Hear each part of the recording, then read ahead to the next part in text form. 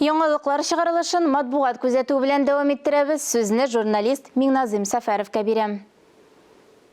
Хәерле көн, мөхтәрәм телевизор караучылар.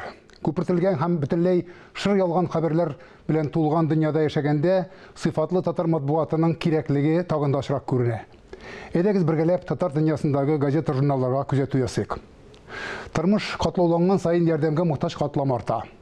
Татарстан яшьләр газетасы менә шундый чарасыз калган кешеләргә булышуны үзенең бурычы итеп алган социаль тернәкләндерү һәм адаптация оешмасының эшләре белән таныштыра. Ул оешманың җитәкчесе Азат Гайнетдинов үзе дә 9 бала атасы берничә елдан бирле көчле команда туплап, дәүләт оешмалары белән кулга-кул тотынып, башка төбәкләрдә яшәүчеләрне сыкландырырлык итеп социаль ярдәм системасы булдырган. Бер оешма гына да шул кадәр саваплы эшләр башкарыла икән, ил күләмендә нинди эшләр майтарырга булыр иде дип уйлап куясың бу язманы укыганда.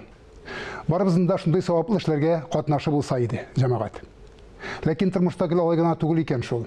Без сайлаган депутатлар еш кына каш ясыйм дип күз чыгарып утыралар. Шәһри Казан газетасы Дәүләт Думасының бу ел азагына кадәр бала табып үстерү һәм традицион гаилә кыйммәтләренә каршы баручыларны штрафка тарту турындагы закон проектын кабул итәргә җыенулары турында хәбәр итә. Һәм ни өчен бүген күп гаиләләрнең балалы буласы килми дигән сорауга җавап эзли. Кешене ирексезләп бәхетле итеп булмый. Җавап менә шундый. Безнең халыкта әлифне таяк дип белмәүчеләр булмаган диярлек. Чөнки динебез безгә туганнан башлап үлгәнчәгә кадәр гыйлем истәргә куша. Татарны заманча белемле, мәгърифәтле итүгә бихисап зур өлеш керткән данлыклы Мөхәммәдия мәдрәсәсе турындагы язманы безнең Мирас журналының сентябрь аеннан укырга була.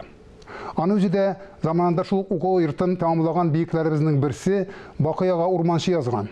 Журнал шулай ук Мөхәммәдияне тәмамлаган тагын бер тарихи шәхес Таһир Ильясиның сәяхәтнамәсендә бастырган.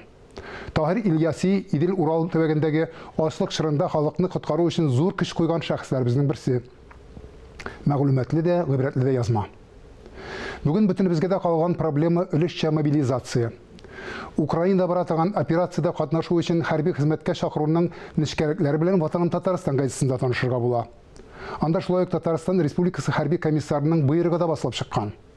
Имеш-мимешләргә ачыклык кертәсегез килсә, менә шушы документны укып чыгарга тәкъдим итәр идем.